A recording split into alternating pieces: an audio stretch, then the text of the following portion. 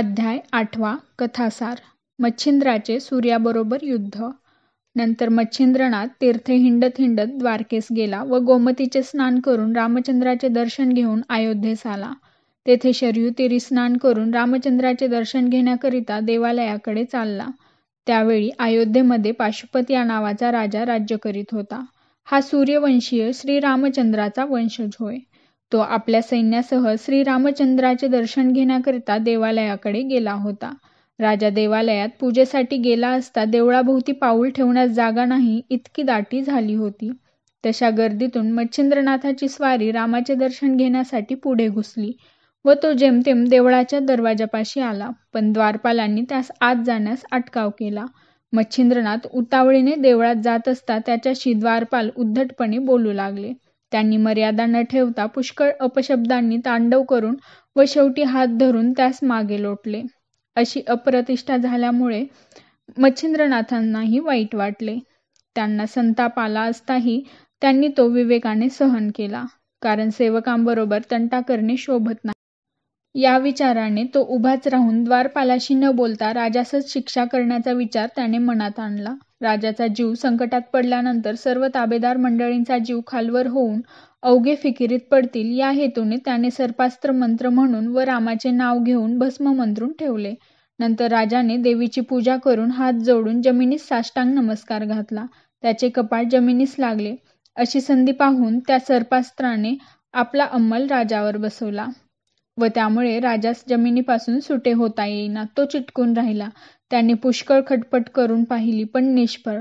मग राजाने प्रधानास बोलवून हा प्रकार कळविला. मंत्री मोठा चाणाक्ष होता. तो लागलाच बाहेर आला आणि येऊन कोणाबरोबर कोणाचा तंटापखेडा झाला आहे की काय याची चौकशी करू लागला. त्याने तर्काने असे धोरण बांधले की नगरात कोणी जत्ती किंवा साधू आला असेल, त्याचा राजसेवकांनी छळ केल्यामुळे तो रागावला असेल, पण त्याने राग मनात ठेवल्यामुळे भगवंतास ही गोष्ट सहन न होऊन त्याचाच क्षोभ असावा, म्हणून देवीच्या भक्ताचा छळ कदापि कोणी करू नये. येथेही यावेळी असाच काहीतरी छळ राजसेवकाकडून होऊन भगवंतास शस्त्र धरावे लागल्यामुळे या परिणामास गोष्ट आली असावी, असा तर्क धरून शोध लावला जाईल. तो देवळाच्या दाराशी येताच सर्व खबर त्यास लागली. त्याने मच्छिंद्र मुनीस शोधून काढले. मग तो त्याच्या पाया पडला व हात जोडून प्रार्थना करू लागला की आता स्वामींनी कृपा करावी. तुम्ही संत शांतीचे भांडार, औदार्याला तर सीमाच नाही.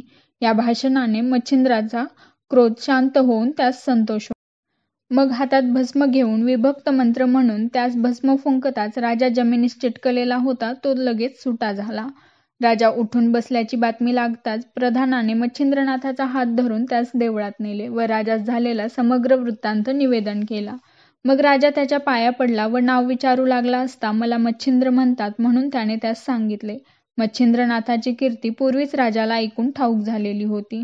तोच मच्छिंद्रनाथ आज येऊन दर्शन देत आहे म्हणून राजास फार आनंद झाला. नंतर राजाने त्याचा हात धरून आपल्या समागमे राजवाड्यात नेले.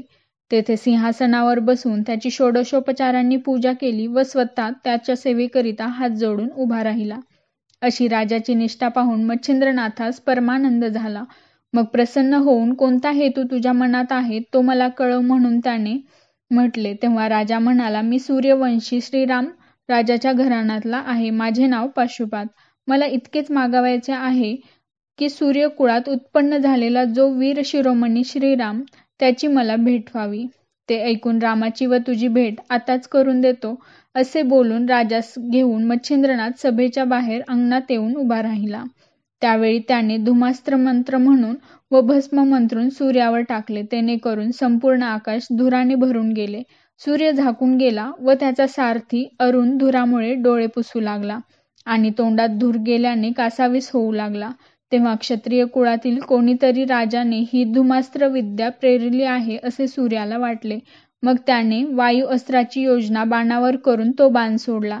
तेव्हा मोठा वारा सुटला. त्या योगाने धूर दाही दिशास फाकला. मग मच्छिंद्रनाथाने पर्वतास्त्राची योजना केली.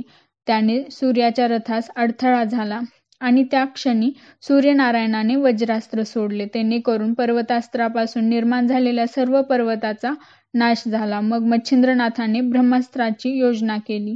तेव्हा घोड्यासहित अरुण सुद्धा भ्रमिष्ट होऊन वाट सोडून रथ भलतीकडे नेऊ लागला. असे पाहून सूर्याने ज्ञानास्त्र सोडले. तेव्हा अग्नीवर उदक टाकल्याने जसा तो नाहीसा होतो किंवा शिष्याचे अज्ञानपण बोध करून सद्गुरू नाहीसे करतो, त्याप्रमाणे सूर्याने ज्ञानास्त्राची प्रेरणा करून भस्माचे निरसन केले. ते पाहून मच्छिंद्रनाथाने वाताकर्षण अस्त्र सोडले. तेव्हा सूर्यासही सारथी घोडे यांचा श्वासोच्छ्वास बंद झाला व रथ उलटून जमिनीवर आदळला. त्याबरोबर सूर्यही रथाखाली पडला. त्या तेजोमय सूर्याच्या योगाने पृथ्वी जळू लागली. तेव्हा मच्छिंद्रनाथाने उदकास्त्राची योजना केली.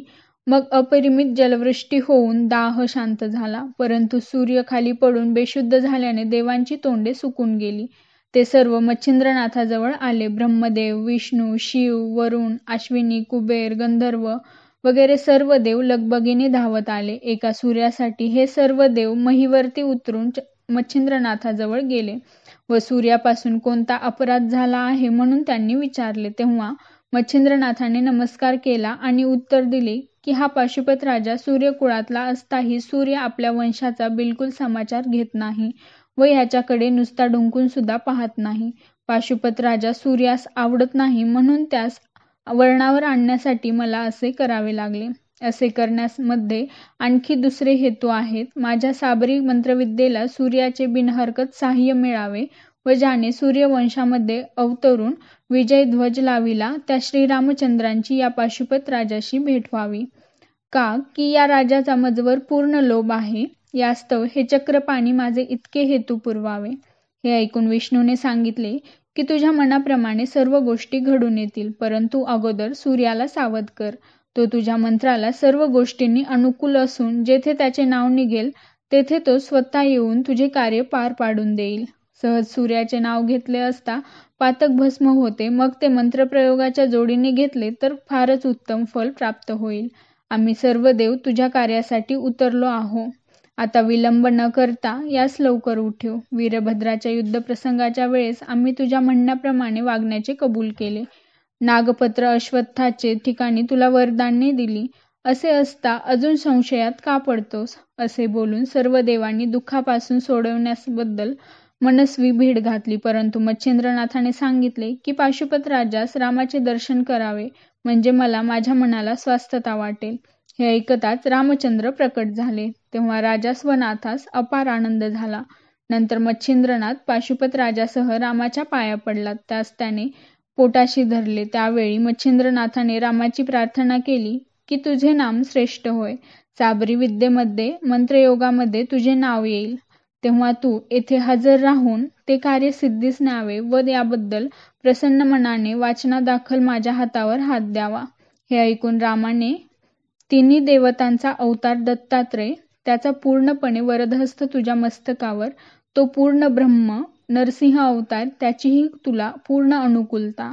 मग मी का तुला साह्य न करावे? तर तुला मीही सर्वस्वी साह्य आहे. मंत्रात माझे नाव निघताच मी ते कार्य करीन असे त्यास रामाने वचन दिले. त्यावेळी त्यानेही सांगितले की तू कवी नारायणाचा अवतार असल्यामुळे आपण उभयता एकच आहोत. असे सांगून सूर्यास उठवण्यासाठी रामाने मच्छिंद्रनाथाचे पुष्कळ आर्जव केले. मच्छिंद्रनाथाचा त्यावेळचा आनंद अपरिमित होता. मग मच्छिंद्रनाथाने वायुक्त अस्त्रमंत्र म्हणून भस्म टाकताच सूर्य सावध झाला व त्याने सर्व देवतांना जवळ बोलवले. सर्व देवांनी त्यास साष्टांग नमस्कार केला. पुढे हा कोणत्या वीराचा प्रताप म्हणून सूर्याने विष्णूच विचारले व मला हात दाखवणाऱ्या प्रतापवीरास एकदा आणून मला भेटवा म्हणून सांगितले. सूर्यास भेटण्यासाठी देवांनी मच्छिंद्रनाथास बोलावले. मग सूर्यापासून दाह न व्हावा म्हणून चंद्रास्त्र मंत्रून नाथ त्यास भेटावयास गेले. नमस्कार केल्यानंतर सूर्याने त्यास नाव गाव विचारले असता विष्णूनेच मुळापासून त्यास कथा सांगितली. तेव्हा सूर्याने मच्छिंद्रनाथास साबरी विद्येस सहाय्यक असल्याबद्दल वचन दिले. मग पाशुपत राजास त्याच्या पायावर घातले. आपला वंशज पाहून सूर्यास आनंद झाला. मग त्याचे समाधान करून सूर्यासह सर्व देव आपापल्या ठिकाणी गेले. मच्छिंद्रनाथही राजाचा निरोप घेऊन व रामाचे दर्शन घेऊन पुढे तीर्थयात्रा करीत चालला. ओम चैतन्य गोरक्षनाथाय नमः.